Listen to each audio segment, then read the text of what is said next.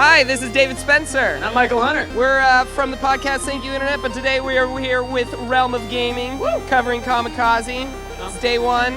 Hello, welcome to day 2 of Comikaze. David died, and so his spirit, since I have no soul as a ginger, I am embodying David today on Halloween. This is awesome. Day 3. David's back. I came back from the dead. I brought him back. And after like a lot of Satan worshiping, I had to get him back. So I'm kind of regretting this decision.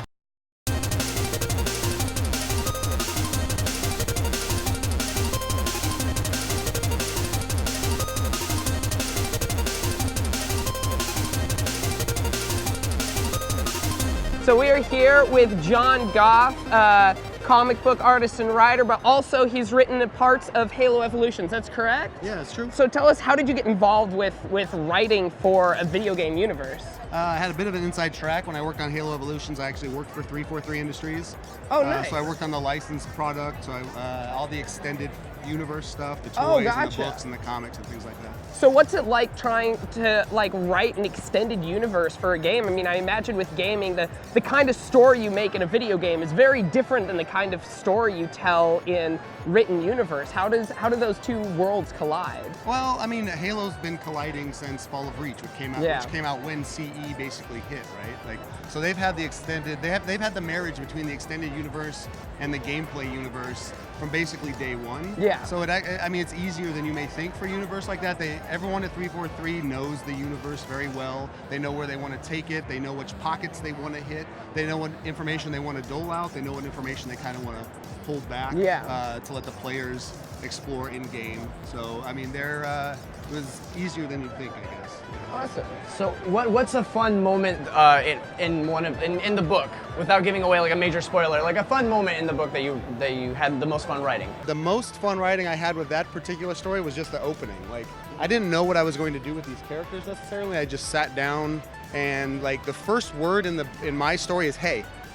Like, it's just between these two guys. He's just getting the attention of the other guy and then like quickly finding their voice, right? And allowing them to kind of banter off of each other and kind of seeing what these people that were born to create war and to some extent death, right? They're soldiers and they're meant to destroy the enemy. What would the actual banter and the psychology of people that were really, really good at this be? Nice. So what is it that you like about the Halo universe and kind of writing in that world? Well, it's a blanket statement, but I'm a Halo nerd to begin with anyway, so I was playing the games, doing LAN parties and all of that. So I'm just a big fan of the universe, and I like the idea of being able to explore. My story deals with Spartan 3s, so be able to explore a little bit of the extended Spartan program story and like the psychology of those characters. I think the Spartans and what they've been through, what they represent, and what they're built to do is a super intriguing story. So. Where can people find the book? Well, the Evolutions has been out for a little while, so you can find it anywhere. You can Kindle, iBooks, Barnes & Noble, you can find it pretty much anywhere. Awesome. I mean, it's a Halo book, you're going to be able to find it. And actually, one more thing. I know it's not video game related, but just because it's a really cool idea, can you tell us about this missing pug story? Yeah, sure. All right, so I got a new comic book coming out right now. There's a Kickstarter up for it that we got about a week left. It's already funded, so we're ready to roll. And it's called Pugly, and it's about a little pug who is basically owned by a billionaire old woman. She's like the love of his life at this point. She's a widow. She passes away, leaves her fortune to the dog. Her family fights over control of the fortune and thus the dog. The dog gets kidnapped, the dog escapes, ends up on the streets, and basically learns what it is to become a real dog by his adventures in the mean streets of a big city. A literal underdog story. Yeah, literal. I love it. That's good. It's a good tagline. Hi, I'm here today with Freddie Wong and Clinton Jones. The body of Shotbot. Yeah, exactly. There you go. And so, It's true. No, I don't. Shotbot in the flesh, right here. I don't ever doubt it. I would just wanted to ask you guys a quick question about Video Game High School. So, first of all, obvious question: what drew you to make a show about video games? I think some people grew up with comic books. For us, we grew up with video games, so that's kind of where we drew upon a lot of our influence and inspiration and stuff like that. Awesome. Favorite video game? What's your favorite? That's such a... Okay, how about this? Favorite retro game? I would say before that, I think Quake 2, but it's not retro. But Shadows of the Colossus is my favorite. Probably. Dude, legit. No, and Ico too, the prequel to that. Like, Ico, Shadow of the Colossus I think is better. Yeah. Yeah. No, I definitely. Yeah. I'll say Deus Ex 1. Ooh, that's a damn. Okay. All right. I guess one last one. Would you ever do a project kind of like that, like video game related in the future, or is that? Yeah, no, for sure. I think it's a matter of finding. Games have gotten to the point now where a lot of the people who are making the games want to make the movies and stuff around them, which I think is a good thing. But no, we'll see. We're here at Comikaze with Tian over at the Classic Game Fest / Game Over booth. Tian, how are you doing today? I'm fantastic, thanks. Good, good. Now, is this your guys' first time at Comikaze? This is actually our second year, and we came for the first time last year, had a really good time, so decided to make the 20-hour trek back up here. And what can people find, like, what are you guys doing with your booth here today? Well, we're basically selling you your childhood. You're surrounded by classic Atari, Nintendo, Dreamcast, N64, even PS2 and GameCube, because most places don't even carry that stuff anymore. That is, well, I mean, those Kinda systems sad. are what, 10 years old now? 15 Yeah, years yeah. old? Way to make us feel old, David. But you know what? That's fine. That's what I love about this. Like, I don't feel young. I don't feel old in this area. It's so cool. And then you guys also have the Classic Game Fest. How many years have you guys been partnering with that? This is actually 2016 is going to be the 9th year, wow. and it started as basically a really big tournament in our store in Austin. Okay. And we were super excited because like 200 people came out and were like, oh, this is great. And so as the years went by, we kept doing them at the stores, and they just kept getting bigger and bigger. And then a few years ago, we decided, hey, let's turn it into a convention. Awesome. So we actually rented out a events hall in Austin, the Palmer Event Center. And for 4 years now, it's become a big retro video game convention. It's the biggest in Texas. Nice. Definitely, probably one of the biggest in the country now. It's really, really cool. Next year is going to be July 30th and 31st at the Palmer Event Center in Austin. So if anyone is into classic gaming, that's kind of the whole theme of it. It's going to be arcades and guests from the industry. We're going to have big retro game tournaments. So no like Halo or Call of Duty. We're talking like original Smash Brothers and Street Fighter on Super Nintendo, stuff like that. So. Original Smash Bros. I gotta break that game out again. Oh boy, then I would assume GoldenEye as well. Oh yeah. Oh yeah, you gotta have No GoldenEye. odd job. No odd job. Yeah, there you go. So what is your favorite retro game? Like classic retro game? Ooh. I'm a sucker for the Final Fantasy VII that came out on PS1. Okay. It was the one that taught me that video games are more than just for fun. They had character development, immersive world, backstory, side quests. It just that. Well, that's the one that lives on and they're remaking it now. So like hopefully the remake will be good. But definitely that's a fantastic choice. Awesome. Now, what is something that you love about classic games? What's something about that draws you to wanting to play these? They're just timeless. I mean, they're simple, they're fun. They're not anything where you play them every single day. I always have my systems hooked up, and just once every couple of weeks or so, I'll just bust out Donkey Kong Country because I've got kind of like a hectic lifestyle. I'm working full time. I'm traveling a lot for work, doing these shows. Sometimes I don't have time to sit there and dedicate like 40, 50, 60 hours into beating like a brand new game. And sometimes they're more cinematic than actual just getting down to fun. And that's what classic games have. You sit down, you grab a friend, grab your brother or sister, and then just play a few hours of Mario World and call it a day. Definitely. Awesome. So I feel like another big part of that too is there's a beginning, middle, and end. You have everything right there in the one game. There's no stupid DLC that you have to buy. Like that's. You didn't see the Pac-Man DLC? Oh, there's a Pac-Man DLC. You can buy extra power pellets. It's fantastic. Oh, pay to play. Very fitting. Awesome. Thank you so much, Tia. Yeah, It was no, it's great a pleasure. talking to you. We are here with Matthew Patrick, Matt Pat from Game Theory from the internet. For some reason, I blanked on it. I was like, I watch this show every week, and now I can't remember the name. From What's that going show on? that The one time. under the bus. I know. So you're here at Comikaze. Is this your first time at Comikaze? this is my first. Yes, this is my first time at Comikaze. Awesome, My awesome. first hour at Comikaze, no less. And you're about to jump on a panel here. I am. Talking about YouTubing like a boss. Yes. This is gonna be great. I didn't come up with that name. That was these guys. Mine would have been like YouTube optimization 101 to 301 or something like that. You gotta be nice and technical and scientific. That would be to me. buy like a textbook before going into it's a class. It would be available at the front of the door, like a 300-page textbook ahead of time. It's $80 with only cash. There would be like pre-reading in advance, like you must watch these videos to enter. So what is it about like the meeting point of gaming and the internet, which is something so cool that it's like gaming content is everywhere on YouTube.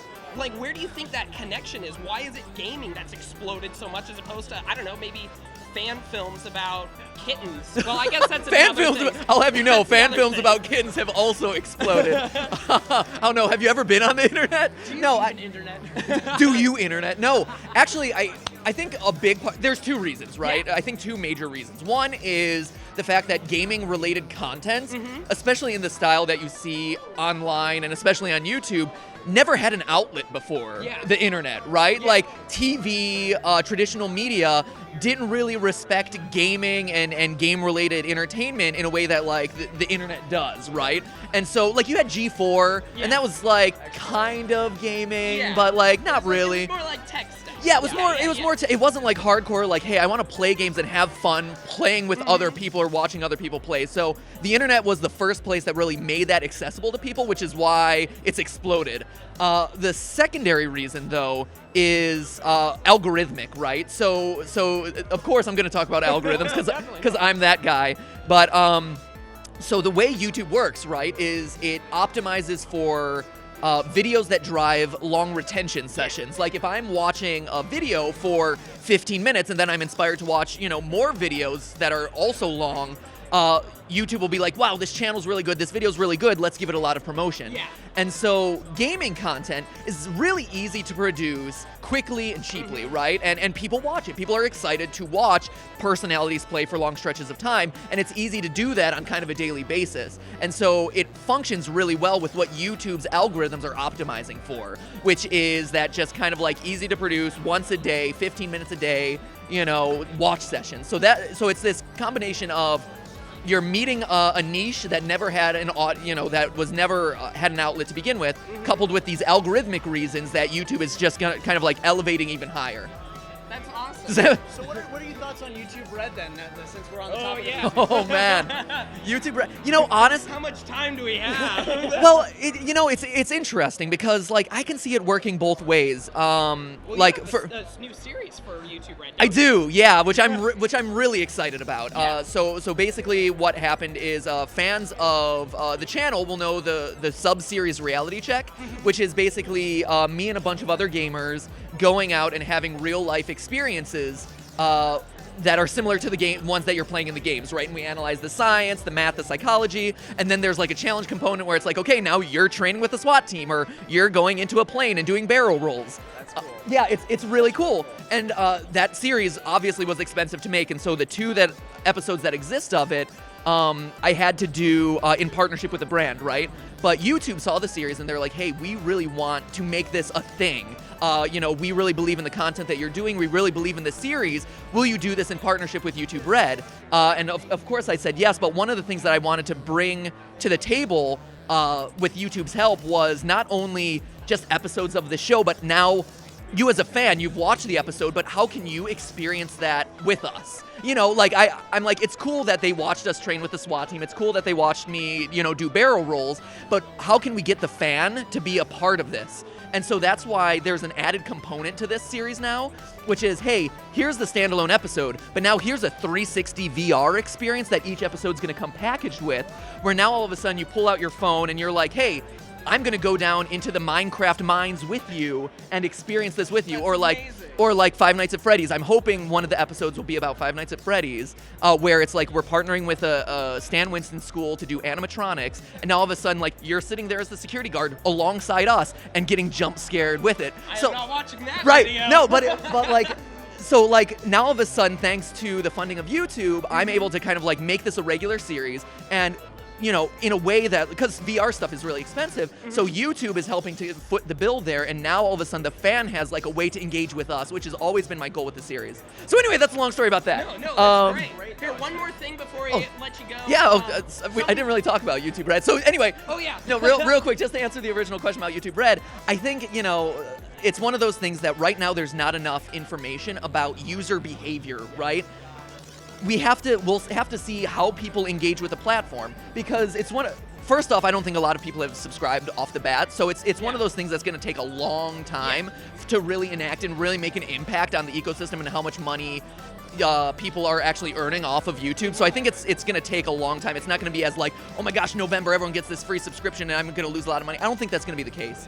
But secondly, a lot of it will depend on just like, hey, do I watch a lot of smaller creators? If so, then those smaller creators, like that's gonna skyrocket their viewership. For me, where, my audience is very much watching PewDiePie, Markiplier, all these other guys, for the game theorists, it's gonna be hard. It's gonna be a hard competition, I guess, to make, because we're only able to produce videos so quickly because each episode takes around 100 hours to produce, whereas Markiplier and PewDiePie and all those guys like are pumping out hundreds of hours of content every day. Like if you look at gaming channels, it's like, here's us with our like 100 videos, and here's like PewDiePie and Markiplier with like their 1,000 videos. Yeah. And so I think for us, it's gonna be hard, and I think, it depends on what type of content you produce. Like, are you a gaming channel? Are you a comedy channel? Whatever. I think that'll have a heavy impact. And then also just how users are engaging. Like, are they a super user who watches everyone? Are they just kind of like watching game theorists and like smaller channels, things like that? Like, so there's a lot of variables at play that, it's going to be interesting to see, as there's just not enough data right now. Yeah. Or at least not enough data that I have access to. I'm sure YouTube knows all that, so right, they have all this data, but for me, like, I don't know. So, fingers crossed, I think it's a good thing. At the end of the day, it's an inevitable thing, and so it just behooves us as content creators who believe in this platform and who have made our living on this platform to really just kind of like, roll with the punches and just kind of like figure out the system and adjust as necessary. We are here today with Alex and Eric at Loot Crate, and they're going to be talking to us about their brand new mobile game app. Let's talk into that. How's it going, you guys? Pretty good. How are you? I'm doing all right. Thanks for asking. So let's talk to us about this game that you guys are doing.